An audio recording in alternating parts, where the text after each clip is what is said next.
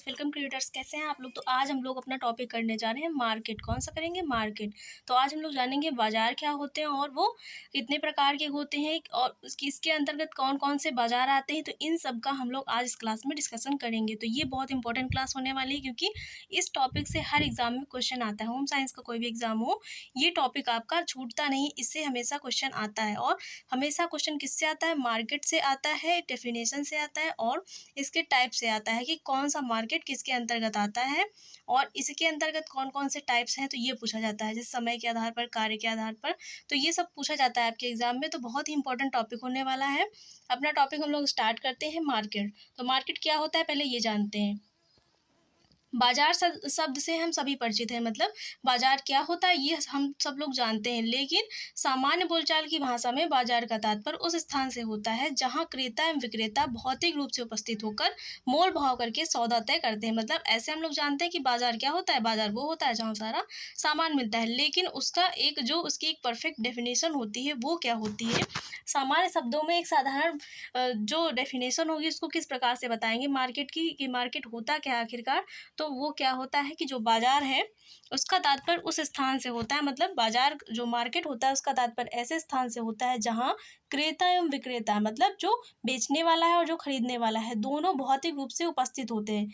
और ये वहाँ पे क्या होगा, जो क्रेता है विक्रेता है दोनों भौतिक रूप से वहाँ पे क्या होंगे, प्रेजेंट होंगे और मोल भाव करके सौदा तय करते हैं। और क्या करेंगे, मोल भाव करते हैं आपस, उसके बाद सौदा तय करते हैं तथा क्रय विक्रय करते हैं। उसके बाद क्या होगा, क्रय और विक्रय होता है। मतलब वो सामान को बेचते हैं और खरीदते हैं। कहाँ पर? मार्केट में। और मार्केट ऐसा स्थान होता है जहाँ पर क्रेता और विक्रेता दोनों का उपस्थित होना आवश्यक है और वो उस स्थान पर उपस्थित होकर मोल भाव करके सौदा तय करते तथा क्रय विक्रय करते हैं। तो वो स्थान क्या कहलाता है? मार्केट कहलाता है। परंतु ये क्या है, ये हमारे गृह विज्ञान की डेफिनेशन है मार्केट की। और इसके अलावा भी जो इकोनॉमिक्स है उसमें क्या कहा गया है, तो ये डेफिनेशन हमारे होम साइंस के जो सब्जेक्ट है उसके अनुसार है कि मार्केट ऐसा स्थान होता है जहाँ पर क्रेता विक्रेता भौतिक रूप से उपस्थित होकर मोल भाव करते हैं तथा सौदा तय करते हैं तथा क्रय विक्रय करते हैं। तो ये डेफिनेशन किसके अनुसार है? ये हमारा जो होम साइंस का सब्जेक्ट है उसके अनुसार। लेकिन जो इकोनॉमिक्स है उसमें मार्केट की डेफिनेशन कुछ और ही बताई गई है। वो क्या होती है उसको भी जान लेते हैं। तो इकोनॉमिक्स में क्या कहा गया है मार्केट को? इकोनॉमिक्स में कहा गया है उस संपूर्ण क्षेत्र से है। मतलब मार्केट का तात्पर्य उस संपूर्ण क्षेत्र से है जहां वस्तु विशेष के क्रेताओं और विक्रेताओं में प्रतिस्पर्धात्मक संपर्क हो। मतलब जो इकोनॉमिक्स है उसमें कहा गया है कि उस अब बाजार क्या होता है, उस संपूर्ण क्षेत्र से होता है। बाजार वो संपूर्ण क्षेत्र है जहाँ वस्तु विशेष के क्रेता और विक्रेताओं में प्रतिस्पर्धा होती है। तो ऐसा स्थान, ऐसा क्षेत्र और वो सारा क्षेत्र जहाँ पर वस्तु विशेष में जो क्रेता और विक्रेता होते हैं उनमें आपस में प्रतिस्पर्धा होती है, संपर्क हो तथा वस्तु की एक मूल्य स्थापित की जाए और जो वस्तु है उसका कोई एक मूल्य स्थापित किया जाता है। तो ऐसा स्थान क्या कहलाता है? ऐसा स्थान बाजार कहलाता है। किसके अनुसार? इकोनॉमिक्स में ये डेफिनेशन होती है बाजार की। तो क्या होती है? बाजार का अभिप्राय उस संपूर्ण क्षेत्र से है जहां वस्तु विशेष के क्रेताओं और विक्रेताओं में प्रतिस्पर्धा संपर्क हो तथा वस्तु का एक मूल्य स्थापित किया जाए, वो स्थान क्या कहलाता है? बाजार कहलाता है। अर्थात बाजार के लिए एक स्थान का होना जरूरी नहीं। इकोनॉमिक्स में कहा गया है कि बाजार के लिए किसी एक विशेष स्थान का होना जरूरी नहीं, उसने संपूर्ण क्षेत्र की बात करी है। और पहले जो डेफिनेशन हम लोगों ने देखी तो उसमें एक स्थान विशेष की बात की थी, लेकिन इस वाली डेफिनेशन में क्या होता है, वो संपूर्ण क्षेत्र ही मार्केट कहलाता है जहाँ पर वस्तु विशेष के क्रेता और विक्रेता उपस्थित होते हैं, साथ ही उनमें क्या होती है? प्रतिस्पर्धा होती है। तो बाजार के लिए स्थान विशेष का होना जरूरी नहीं है। तो इकोनॉमिक्स में मार्केट के होने के लिए स्थान विशेष का होना जरूरी नहीं और ना ही यह वस्तु आवश्यक है और ना ही यह वस्तु, मतलब एक कोई वस्तु आवश्यक है कि क्रेता एवं विक्रेता भौतिक रूप से उपस्थित होकर ही वस्तु का सौदा करें। और ना ही ये आवश्यक है जो क्रेता और विक्रेता होते हैं वो वहाँ पर प्रेजेंट हो। उनकी एब्सेंट में भी क्या होता है, वो व्यापार बाजार जो है चलता है। लेकिन होम साइंस के अनुसार जो डेफिनेशन हम लोग पढ़ी थी उसमें क्रेता और विक्रेता को वहाँ फिजिकली रूप से उपस्थित होना अनिवार्य होता है।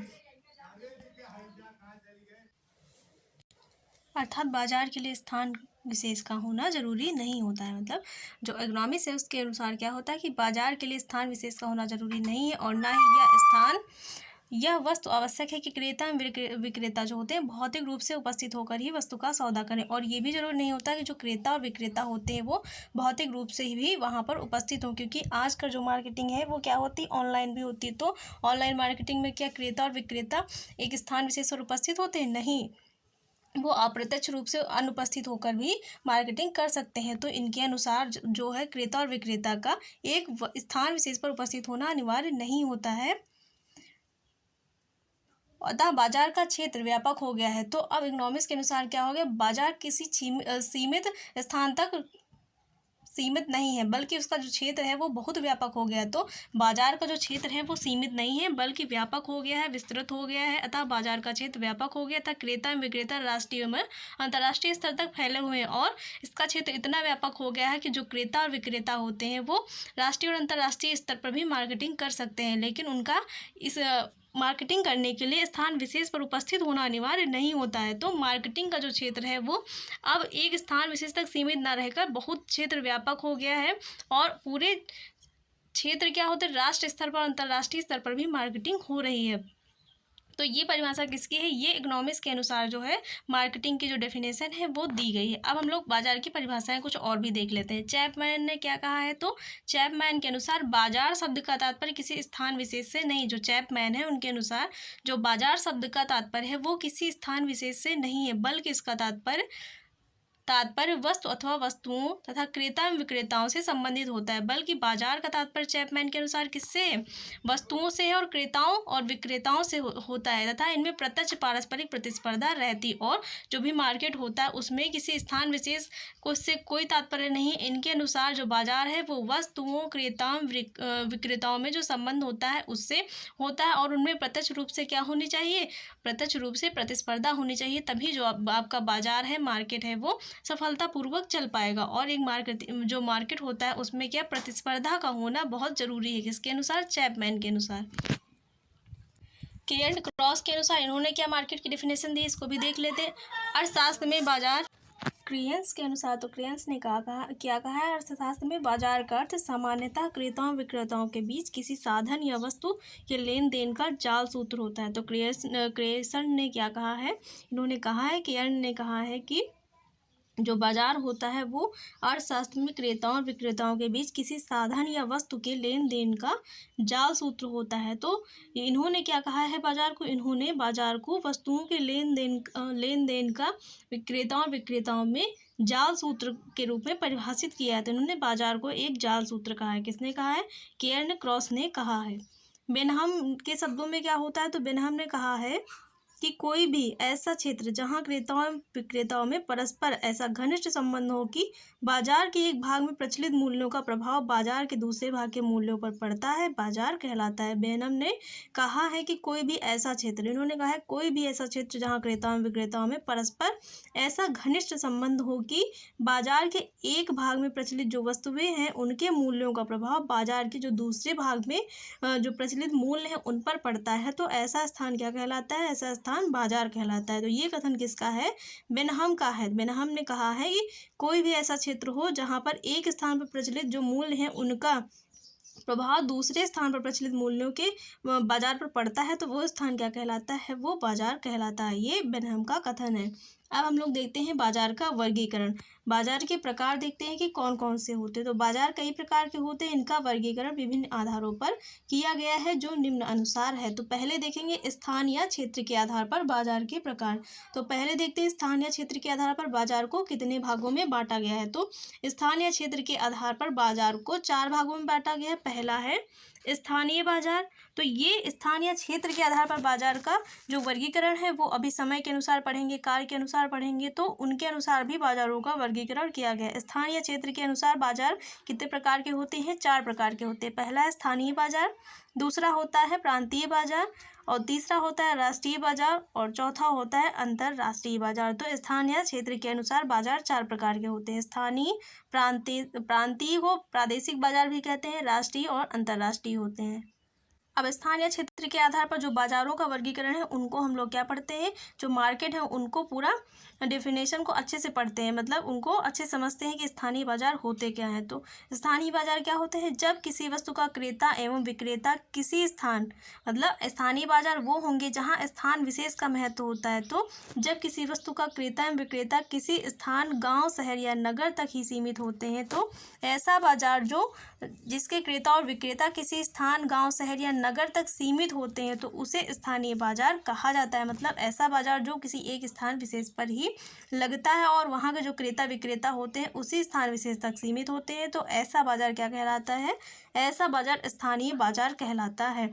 जैसे कि ईंट, पत्थर, शीघ्र सड़ने वाली, गलने वाली जो वस्तुएं हैं उनके बाजार जो होते हैं, जैसे कि ईंट पत्थर का जो बाजार होता है वो एक स्थान विशेष के लिए फेमस होता है। सड़ने गलने वाली जो वस्तुएं होती हैं वो एक स्थान विशेष के लिए फेमस होती हैं। तो ऐसे स्थान पर जो वस्तुएं मिलती हैं वो स्थानीय बाजार कहलाते हैं, जहाँ ये वस्तुएं उपलब्ध होती हैं।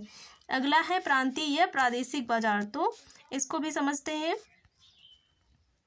प्रांतीय बाजार को भी प्रादेशिक बाजार भी कहा जाता है। तो जब किसी वस्तु के क्रेता विक्रेता किसी क्षेत्र अथवा प्रदेश विशेष तक ही सीमित रहते हैं, वहाँ किसी नगर, गांव या शहर तक सीमित थे, यहाँ पर किसी प्रदेश विशेष तक सीमित होते हैं। मतलब प्रांतीय या प्रादेशिक बाजार में जो बाजार का क्षेत्र होता है वो गाँव, नगर से बढ़कर कितना हो जाता है, प्रदेश तक हो जाता है। तो ऐसा स्थान जहाँ के क्रेता विक्रेता किसी क्षेत्र अथवा प्रदेश विशेष तक ही सीमित रहते हैं, तो इसे प्रांतीय या प्रादेशिक बाजार कहा जाता है। तो इसे प्रादेशिक बाजार क्यों कहा जाता है, इसका क्षेत्र जो प्रदेश है उस तक पूरा फैला रहता है। तो जैसे राजस्थानी पोशाकें, लहंगा, चुन्नी, पगड़ी आदि, मतलब जो राजस्थानी पोशाकें हैं वो कहाँ मिलती हैं, केवल राजस्थान में मिलती हैं, तो वो उस प्रांतीय क्षेत्र में मिलती हैं, प्रादेशिक क्षेत्र में मिलती हैं, इसलिए उस बाजार को राजस्थानी बाजार कहा जाता है। तो जो राजस्थान की जो वहाँ पर पोशाकें मिलती हैं वो किसी और स्थान पर नहीं मिलती, इसलिए वो अपने स्थान विशेष के लिए फेमस होता है। तो प्रांतीय जो प्रादेशिक बाजार होते हैं वो क्या होते हैं, इनका क्षेत्र जो होता है प्रदेश विशेष तक सीमित होता है। तो ऐसे बाजार प्रांतीय या प्रादेशिक बाजार कहलाते हैं, जैसे राजस्थानी पोशाकें, लहंगा, चुन्नी आदि। अगला होता है राष्ट्रीय बाजार। तो राष्ट्रीय बाजार कौन होते हैं, जब किसी वस्तु के क्रेता विक्रेता एक प्रांत या राज्य में सीमित न रहकर पूरे प्रदेश में फैले होते हैं। तो ऐसे बाजार जब किसी वस्तु के क्रेता विक्रेता एक प्रांत या राज्य में सीमित न रहकर पूरे प्रदेश में फैले रहते तथा वस्तु का क्रय विक्रय संपूर्ण देश में होता है, तो उसे क्या कहा जाता है, तब उसे राष्ट्रीय बाजार कहलाता है। मतलब जब बाजार का जो व्यापार है वो कितना होता है, पूरे देश विशेष में, राष्ट्र में होता है, तो ऐसा बाजार कैसा बाजार कहलाएगा, राष्ट्रीय बाजार कहलाएगा, जिसका क्षेत्र एक पूरे राष्ट्र स्तर तक फैला होता है। जब किसी वस्तु के क्रेता विक्रेता प्रांत, राज्य में सीमित न रहकर पूरे प्रदेश में फैले रहते तथा वस्तु का जो क्रय विक्रय होता है किसी नगर तक सीमित नहीं होता, ना शहर तक होता है, ना किसी प्रदेश विशेष तक होता है, बल्कि पूरे राष्ट्र में होता है, तो ऐसे बाजार क्या कहलाते हैं, पूरे देश में होता है, कि केवल एक देश में होगा। तो कोई भी देश होता है उस देश में ही, पूरे देश में क्या होता है, वो मार्केट लगता है, कहीं भी उस मार्केट की वस्तुएं मिल जाती हैं, तो ऐसा बाजार प्रादेशिक बाजार,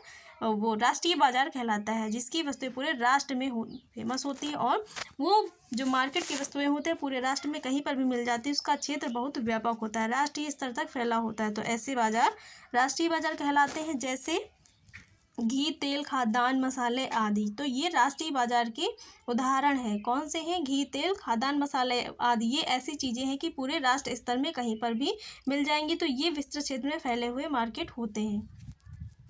तो हम लोगों ने स्थानीय बाजार देख लिए, प्रांतीय व प्रादेशिक बाजार भी देख लिया, राष्ट्रीय बाजार भी देख लिया है। अब देखते हैं अंतर्राष्ट्रीय बाजार कौन से होते हैं। तो ऐसे बाजार जिनका जो क्षेत्र विशेष होता है पूरे अंतर्राष्ट्रीय स्तर तक फैला होता है, तो वो बाजार कौन से बाजार कहलाते हैं, वो अंतर्राष्ट्रीय बाजार कहलाते हैं, जो किसी देश विशेष में नहीं बल्कि पूरे हर देश में क्या होता है, जिसका मार्केट हर देश में चलता है। तो ऐसे बाजार जिस मार्केट की वस्तुएं किसी भी देश में मिल जाएंगी, तो अंतर्राष्ट्रीय स्तर पर, इंटरनेशनल स्तर पर जो स्तर पर मार्केटिंग होती है वो अंतर्राष्ट्रीय बाजार कहलाते हैं। तो ये चारों बाजार हम लोगों ने देख लिए। स्थान या क्षेत्र के आधार पर 4 बाजार थे, जिनमें से चारों को हम लोगों ने पूरा कंप्लीट कर लिया है। अब आगे देखते हैं।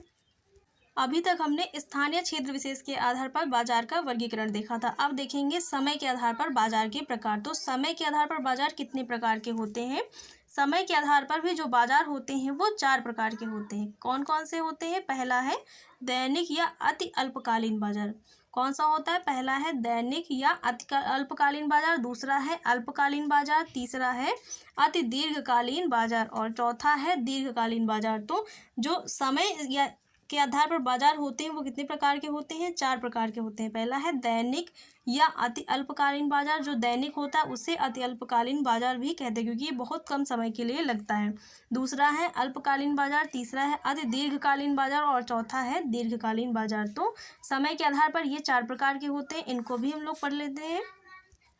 समय के आधार पर पहला बाजार है दैनिक या अति अल्पकालीन बाजार। तो इसको विस्तृत रूप से हम लोग देखते हैं। यह वह बाजार है जिसमें वस्तु की पूर्ति को बिल्कुल भी घटाया बढ़ाया नहीं जा सकता। मतलब जो दैनिक या अति अल्पकालीन बाजार होते हैं वो इतने कम समय के लिए होते हैं जिसमें जो वस्तुएं होती हैं उनकी पूर्ति को बिल्कुल भी घटाया बढ़ाया नहीं जा सकता। मतलब जितनी वस्तु बाजार में बेचनी होती है उतनी ही ले जाई जाती है और बाद में भी ऐसा नहीं होता कि कम पड़ने पर दोबारा मंगवाई जाए, क्योंकि ये बहुत ही कम समय के लिए लगते हैं। तो ये ऐसे बाजार होते हैं जिसमें जो वस्तुएं होती हैं उनको घटाया बढ़ाया नहीं जाता है। इस प्रकार के बाजार में पूर्ति स्थिर रहती है। मतलब इस प्रकार के बाजार में पूर्ति स्थिर रहती है। तो ये क्वेश्चन आता है ऐसे कौन से बाजार हैं जिनकी पूर्ति स्थिर रहती है? तो जो दैनिक या अति अल्पकालीन बाजार होते हैं उन बाजारों में जो पूर्ति होती है वो स्थिर होती है। स्थिर का मतलब जितनी वस्तु उपलब्ध है वहाँ पर उतनी ही वो बिकेगी, बाकी वस्तुओं को वहाँ पर जो घटाया या बढ़ाया नहीं जाएगा। भले ही मांग घटे या बढ़े, इससे कोई फर्क नहीं पड़ता कि उस वस्तु की मांग बढ़ रही या घट रही। जितनी वस्तु वहाँ पर उपलब्ध है उसी की मार्केटिंग होती है। परिवर्तन करना संभव नहीं होता और जो उपलब्ध सामान है उसमें परिवर्तन करना संभव नहीं होता। अतः यह बाजार पूर्ण रूपेण वस्तु की उपलब्ध मात्रा पर निर्भर करता है। तो ये कौन से बाजार होते हैं? दैनिक या अति अल्पकालीन बाजार होते हैं जो वस्तु की उपलब्ध मात्रा पर निर्भर होते हैं। तो ऐसे कौन से बाजार होते हैं जो वस्तु की उपलब्ध मात्रा पर निर्भर होते हैं? तो वो बाजार दैनिक या अति अल्पकालीन बाजार कहलाते हैं। उदाहरण कौन से बाजार में वस्तुएं कौन कौन सी मिलेंगी? तो जो दूध, दही, छाछ, मांस, मछली, साग सब्जियां होती हैं तो ये कौन से बाजार में मिलती हैं? तो ये जो जिस बाजार में मिलेंगी वो दैनिक या अति अल्पकालीन बाजार होते हैं। तो ये ऐसे बाजार होते हैं जिसमें जो वस्तुएं होती हैं वो बहुत ही कम समय के लिए उपलब्ध होती हैं और बहुत ही कम समय तक वो बाजार लगता है। बहुत ज़्यादा लंबे पीरियड तक वो बाजार नहीं लगते हैं और ये बाजार दैनिक व अति अल्पकालीन बाजार होते हैं। तो इन बाजारों की जो वस्तुएं होती हैं उनको घटाया या बढ़ाया नहीं जाता है। अब समझते हैं अल्पकालीन बाजार कौन से होते हैं। वो अति अल्पकालीन थे, बहुत ही कम समय के लिए, लेकिन अल्पकालीन का जो समय होगा वो अति अल्पकालीन से थोड़ा सा ज़्यादा होता है। तो इस प्रकार के बाजार की अवधि अति अल्पकालीन बाजार की अपेक्षा कुछ अधिक होती है। ज़्यादा अधिक नहीं होती है, कुछ अधिक होती है। थोड़ा सा टाइम पीरियड इनका ज़्यादा होता है। इसमें वस्तुओं की पूर्ति में कुछ हद तक परिवर्तन किया जा सकता है। तो जो अल्पकालीन बाजार होते हैं उनमें जो वस्तुएं वहाँ पर उपलब्ध होती हैं उनकी पूर्ति में कुछ हद तक थोड़ा सा परिवर्तन किया जा सकता है। मतलब थोड़ी मात्रा में उनको घटाया या बढ़ाया जा सकता है मांग के अनुसार, तथा वस्तुओं की पूर्ति को एक सीमा तक घटाया बढ़ाया जा सकता है। इस बाजार का मूल्य अति अल्पकालीन मूल्य या सामान्य मूल्य कहलाता है। तो इन बाजारों का जो मूल्य होता है वो अल्पकालीन मूल्य या सामान्य मूल्य कहलाता है। कौन से बाजार का? अल्पकालीन बाजार का। तो ऐसे कौन से बाजार हैं जहाँ पर वस्तुओं की जो पूर्ति है उनमें कुछ हद तक परिवर्तन किया जा सकता है? तो वो अल्पकालीन बाजार होते हैं जिनमें वस्तुओं की पूर्ति में कुछ हद तक परिवर्तन किया जा सकता है। मतलब उनकी सीमा को घटाया या बढ़ाया जा सकता है।